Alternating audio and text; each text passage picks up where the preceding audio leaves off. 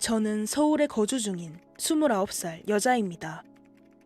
오늘 회사 일도 한가하고 과장님도 출장 가신 참에 예전에 겪었던 일을 풀어볼까 합니다. 9년 전 제가 대학교 1학년이었을 때 수업을 마치고 동기들이랑 같이 점심을 먹는 중에 첫째 외삼촌한테 전화가 오더라고요. 응, 삼촌.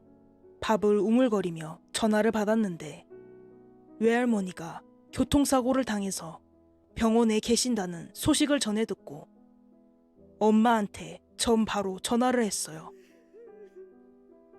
곡소리를 내며 우는 엄마의 목소리를 듣고 나서야 무슨 일이 벌어졌는지 알겠더라고요.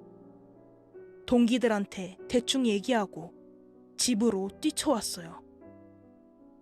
패닉 상태인 엄마를 겨우 차에 태우고 아빠랑 같이 외가로 출발했어요. 도착해보니 할머니 수술은 끝났고 회복실을 거쳐 중환자실로 옮겨지셨더라고요. 복도에서 우는 이모들을 달래면서 기다리다 본 할머니의 모습은 너무나 처참했어요. 얼굴을 못 알아볼 정도로 심하게 다치셔서 사람도 못 알아보고 호흡기만 낀 채 겨우 버티고 계셨어요. 그날이 시골에 장이 열리는 날이라 돌아오실 때 탔던 버스가 계곡 아래로 굴러떨어지는 큰 사고였거든요. 장담은 할 수 없다 라는 의사의 말에 이모들이랑 엄마랑 부둥켜 안고 울었어요. 그때 중환자실은 그 교통사고로 들어온 환자들로 미어 터지다시피 했었고요. 할머니 바로 옆 침대에는 8살쯤 되어 보이는 어린 아이가 누워 있었는데 학교에서 그 버스를 타고 집에 오다가 사고를 당했다고 아이의 엄마가 울면서 말하더라고요. 그렇게 병원에 있으면서 보호자들끼리 이것저것 주고받는 얘기가 많아져서 서로 위안이 되기도 했어요. 며칠을 버티시던 할머니는 조금 호전되어 일반 병실로 옮기실 수 있게 되었고 2인실을 쓰게 되었어요. 근데 그 2인실 같이 쓴 환자는 중환자실 할머니 옆에 있던 그 아이였고요. 그 아이도 그렇고 그 아이의 엄마도 안면이 있는지라 일반 병실도 같이 쓰네 하면서 웃어 넘겼어요. 근데 일반 병실로 옮기긴 했지만 할머니와 그 아이 둘 다 상태가 위중한지라 드라마에서나 보던 온갖 의료장치들을 온몸에 주렁주렁 매달고 있다시피 했고 그나마 호흡기를 빼고 부었던 얼굴이 점점 가라앉는 할머니의 모습이 위안이 되었어요. 참고로 말씀드리자면 저희 할머니는 무속인이시거든요. 우연한 기회로 신을 모시게 된 게 아니라 할머니의 엄마, 또 그 위의 엄마, 이런 식으로 모계로 이어져 온 거라 들었어요. 슬하에 아들 둘에 딸 넷을 두신 저희 외할머니는 그 공주를 당신의 딸들에게 물려줄 수 없다고 판단하여 엄청난 기도와 정성으로 신을 모시며 빌었다고 해요. 그 정성이 통한 건지 기가 센 자매들이긴 하지만 정식으로 신을 받는 분 없이 나름 평범하게 살아가고 있었어요. 하지만 엄마의 딸인 저까지도 무당집 앞만 지나가도 무당이 뛰쳐나와 옷을 붙잡고 신을 받으라고 늘어지는 게 우리 집안에 뭔가 있긴 한 것 같더라고요. 어쨌든 호전되어가는 할머니를 보며 하루하루 희망을 가질 때쯤 좀 이상한 상황이 포착되더라고요. 할머니 상태가 악화되면 옆에 누워있는 아이 상태는 호전되고 아이의 상태가 악화되면 할머니의 상태가 호전되는 번갈아 가면서 악화, 호전을 반복하더라고요. 큰 사고를 당한 환자들이 그런 걸 반복하는 게 지극히 정상이라고는 하지만 같은 병실에 있는 두 환자가 서로 그걸 반대로 반복을 하니 우리 식구들이 곡소리를 내면 아이의 엄마는 안도하는 기색도 못 내비치는, 이거 참 울 수도 없고 웃을 수도 없는 그런 시간이 한 달이 넘어가면서 체력이 바닥을 쳤고, 그나마 젊은 저에게 하룻밤만 할머니 곁에서 간병을 하라며 어른들은 외가로 잠을 자러 갔어요. 옆 침대에 아이 엄마는 보호자용 침대를 꺼내서 잠을 청했고, 저는 잠이 오질 않아 할머니 손을 만지작거리며 그냥 하염없이 할머니 얼굴 손만 쳐다보다가 그대로 잠이 들었어요. 꿈에 할머니가 타고 계셨던 버스가 보이더라고요. 할머니의 옆에 앉아있는 어린아이, 할머니랑 같은 병실을 쓰는 그 아이였어요. 아이의 얼굴을 알아보는 순간 차는 계곡으로 굴러떨어졌어요. 3인칭 시점으로 계곡에 내동댕이 쳐지는 버스를 바라보는데 누군가 처음 듣는 목소리로 옆에 있잖아. 옆에 하며 제 귀에 소리를 질러댔어요. 꿈에서도 귀가 너무 아파서 옆에 뭐 어쨌다고 라며 짜증을 내는 찰나 휴대폰이 울리는 소리에 잠에서 깨어났어요. 발신자는 엄마였어요. 복도로 나가서 다시 전화를 받으니, 희야, 네 오늘 잠자지 말고 옆 침대 아줌마가 밤에 뭐 하는지 잘 봐둬라. 대놓고 쳐다보지는 말고 자는 척하면서 몰래 지켜보란 말이다. 알겠어? 이게 뭔 소리인지. 그래도 엄마의 직감은 틀린 적이 없어서 알겠다고 전화를 끊고 병실로 들어와 보호자 침대에 들어누웠죠. 자지 말고 지켜보라니까 잠이 더 쏟아지더라고요. 졸린 눈을 뒤집어가며 이불을 덮어쓰고 잠든 척하며 누워 있었어요. 1시간쯤 지났을까. 옆에 누워 자던 아줌마가 부시럭 하면서 움직이더라고요. 귀를 쫑긋 세우고 무슨 일이 벌어지나 심장을 졸이고 있는데 아줌마가 어디선가 흰색 천을 들고 와서 할머니 옆에 서더니 할머니 얼굴에 덮여있는 거즈를 살짝 드러내더라고요. 그리고 손에 들고 있던 흰색 천으로 할머니의 상처 부위를 닦아내는 것 같았어요.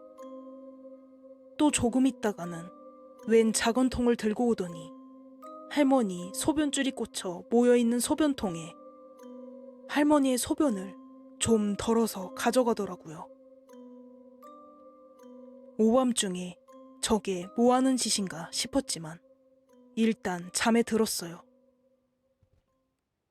아침에 깨보니 엄마가 와 있더라고요. 병실 밖으로 엄마를 데리고 가서 전날 밤에 본 걸 엄마한테 말씀드리니 얼굴이 새파래지더라고요. 엄마가 이를 갈면서 이모들을 호출하셨고 잠시 뒤 이모들이 총 출동하셨더라고요. 이런저런 일이 있었다 라고 설명을 하니 일제히 경악하시면서 하시는 말씀이 할머니가 사고 났던 그날부터 엄마랑 이모들은 전부 같은 꿈을 꿨었대요.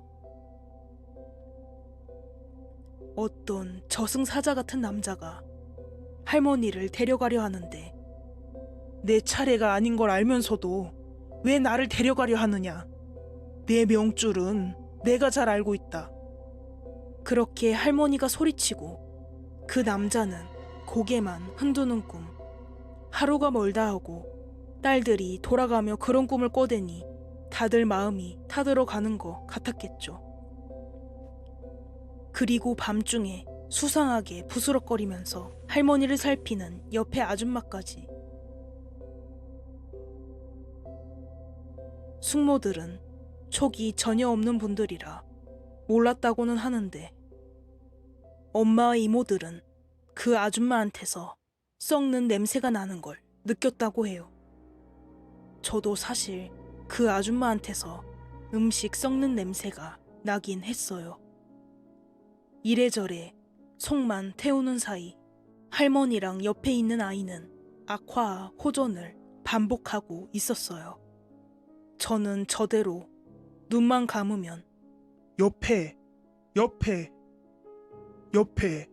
라고 소리 지르는 꿈을 꾸게 되니 하다 안 되겠는지 큰 이모가 무속인을 찾아가 보기로 결단을 내리셨어요.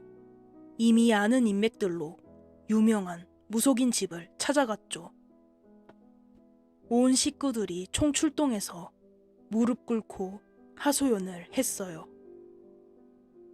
무속인 할머니는 눈을 감고 고개만 끄덕이며 얘기를 듣더니 남자들은 전부 나가 있어라. 아빠를 비롯해 남자들은 전부 나갔어요. 무속인 할머니가 눈을 뜨더니 숙모 두 분을 가리키며 너네도 빠져라. 라고 하여 숙모 두 분도 나가셨어요. 큰 이모, 둘째 이모, 우리 엄마, 막내 이모, 그리고 나. 이렇게 5명이 남자 무당은 얼굴을 하나하나 뜯어보더니 걱정할 거 없다. 원흉이 네 엄마 있는 곳으로 오고 있어.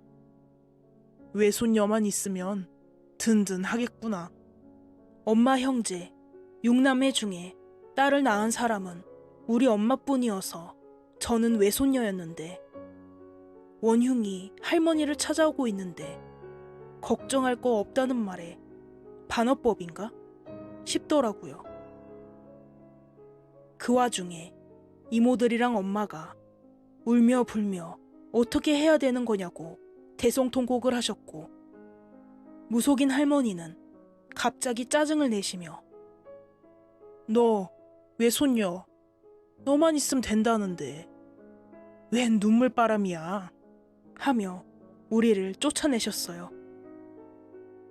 넌 다시는 내 집에 발들어 놓지 마라.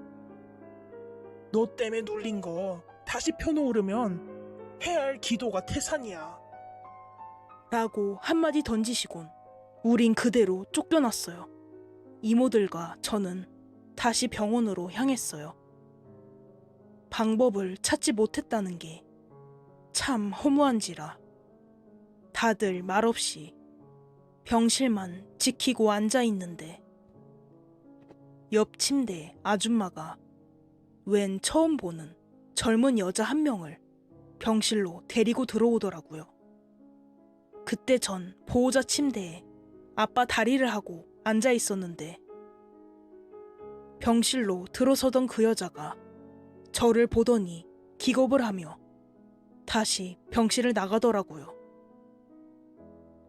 내 얼굴이 그렇게 무섭나? 라고 생각하는 찰나 복도에서 큰 소리로 싸우는 아줌마와 젊은 여자 괴성이 들렸어요.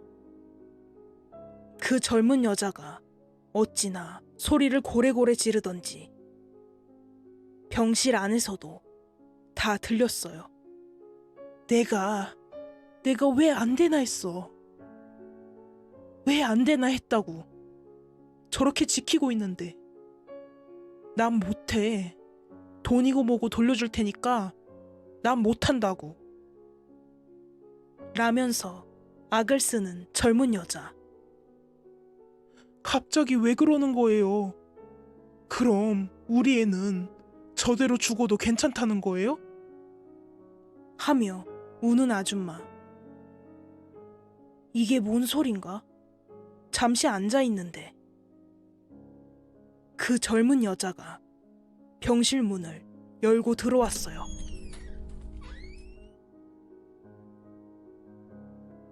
그리고 보호자 침대에 앉아있던 저한테 큰 절을 하더라고요.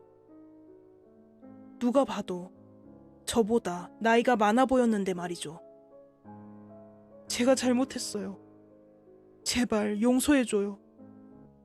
하면서 젊은 여자가 서럽게 울어대더라고요. 이런 분이 지키실 줄은 꿈에도 몰랐어요. 제가 돈에 눈이 멀었습니다. 촉이 남다른 엄마가 그 여자를 일으켜 세우고는 멱살을 잡다시피 해서 병실 밖으로 끌어내더라고요.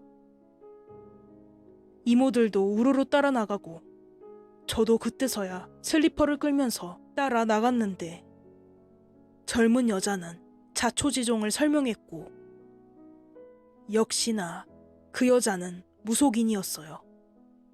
우린 모두 충격에 빠졌고 그 여자의 말에 따르면 하나밖에 없는 외동딸이 교통사고로 위독해지자 다급해진 마음에 그 아줌마는 무속인을 찾아갔고 그 젊은 무속인 눈에는 아이는 이미 가망이 없는 상태였다고 하더라고요. 자식이 죽어가는 걸 그냥 볼 수만은 없었던 아이 엄마는 울며 불며 사정을 했고 그 젊은 무속인은 써서는 안 될 방법을 쓰게 된 거래요. 가까이 있는 위중한 환자의 몸에서 나온 배설물을 가져오라고 시켰대요. 그 배설물을 사람이 죽을 때 입히는 수의에 묻히고 신께 기도하여 이미 운명을 다한 그 아이 대신에 우리 할머니를 데려가게 하려 했다는 망할 이야기를 털어놓더라고요. 우리 기센 5 여자 앞에서 말이에요. 자기가 할 수 있는 최대한의 기도를 해도 결과가 나타나질 않으니 직접 병실로 찾아와서 기도 혹은 저주를 하려고 했다고. 근데 병실에 들어와 보니 저를 본 거고요. 그 젊은 무속인 말에 따르면 제가 가지고 있는 기가 워낙 세고 공줄로 이어져 온 큰 신 또한 항상 같이 있어서 그동안 그 여자의 기도발이 먹히지 않았던 거라고. 신을 모시는 사람은 재물 욕심을 버려야 하는데 돈에 눈이 멀어 하면 안 될 짓을 했다면서 나이도 어린 제 발 밑에 엎드려서 울어대더라고요. 믿기 힘든 이야기지만 할머니와 아이가 번갈아가며 힘들었던 걸 생각하니 그냥 무시할 순 없었죠. 한성가라는 이모들과 엄마는 잠시 정신을 가다듬더니 그 젊은 여자의 뺨을 내리쳤어요. 다시 한번 눈앞에 나타나면 가만 안 두겠다며 위협을 하고 돌려보냈어요. 그리고 다시 병실로 돌아와선 아이의 엄마와 한바탕을 했죠. 그렇게 시간이 흐르고 그때쯤 아이는 거짓말처럼 상태가 더 안 좋아져서 중환자실로 올라갔어요. 그리고 할머니는 빛의 속도로 회복하시더니 할머니가 태어나는 날이 되었어요.